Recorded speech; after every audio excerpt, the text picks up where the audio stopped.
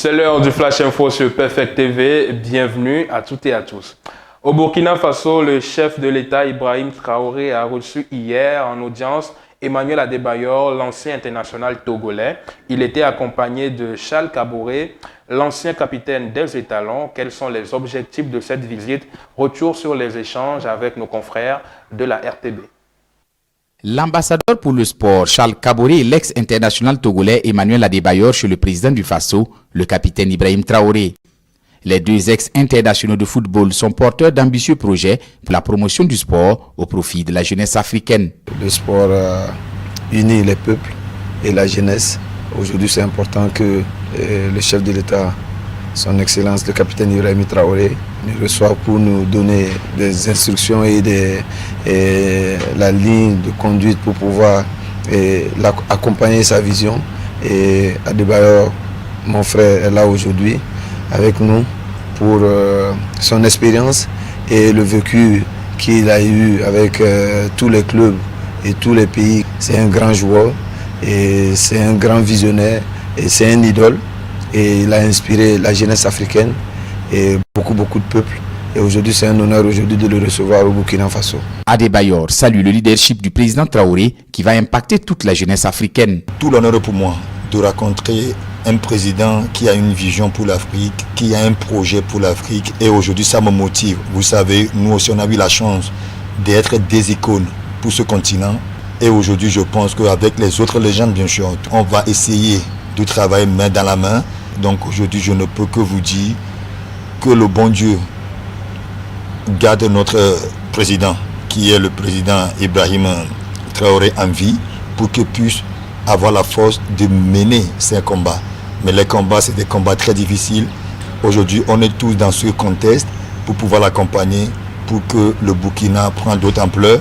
Sportivement parlant, bien sûr, j'ai eu la chance de jouer dans des vrais clubs. J'ai eu la chance de côtoyer des grands joueurs avec d'autres mentalités, d'autres cultures. Donc c'est à moi aussi de ramener ça en Afrique, pas que sur moi. Je veux le partager sur le continent pour voir dans quelle mesure, dans quel domaine je pourrais aussi apporter ma pierre à l'évolution du Burkina. Garder la tête sur les épaules. Ce réseautage avec les sportifs est essentiel dans la création d'opportunités de financement et de partenariats, d'échanges de connaissances et d'expertise, de visibilité et d'opportunités de carrière pour les athlètes et les professionnels du sport burkinabé. À Wulgo, à la frontière entre le Cameroun et le Nigeria, des militaires ont été la cible d'une attaque menée ce mardi par des djihadistes. Les combats ont duré plusieurs heures. Les assaillants ont pris les soldats par surprise selon des sources sur place. Le bilan est lourd, au moins 10 soldats camerounais ont été tués, une vingtaine d'autres blessés. En moins de 3 mois, ce sont plus de 100 000 Congolais qui ont trouvé refuge dans les pays voisins. C'est ce qu'a indiqué il y a quelques jours le Haut Commissariat de l'ONU pour les réfugiés. Le point sur la situation dans ce reportage signé TV5 Monde. Installée sur ce terrain, ces dernières semaines, la ville de Rugombo au Burundi a vu affluer des milliers de Congolais fuyant le conflit. Ils ont trouvé refuge ici, dans des conditions difficiles. C'est le cas de Léa. Elle a dû fuir le Sud Kivu, où les violences faisaient rage. Les balles ont commencé à pleuvoir, puis nous avons dû courir. Certains sont allés vers les montagnes et d'autres ont traversé la rivière. Nous étions avec nos enfants sur le dos et des bagages à la main. Il y a quelques jours, le Haut Commissariat de l'ONU pour les réfugiés a alerté sur le nombre de Congolais ayant dû fuir le pays. En moins de 3 mois, le nombre de Congolais fuyant vers les pays voisins de l'Est de la RDC a déjà dépassé les 100 000. L'hostilité persistante au Nord Kivu, en particulier dans les territoires de Massissi et Walikale, ainsi que la situation sécuritaire extrêmement volatile à Bukavu et dans les environs du Sud Kivu, ont contraint des centaines de milliers de civils à fuir à nouveau. Les organisations humanitaires peinent à juguler ces arrivées massives et les prendre en charge.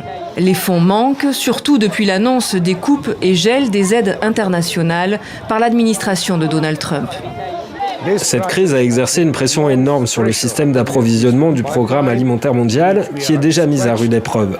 Nous appelons les communautés de donateurs à se manifester et à fournir des fonds afin que le PAM puisse assurer l'aide alimentaire d'urgence à ses nouveaux bénéficiaires ainsi qu'aux réfugiés précédents qui se trouvent dans le pays depuis plusieurs décennies.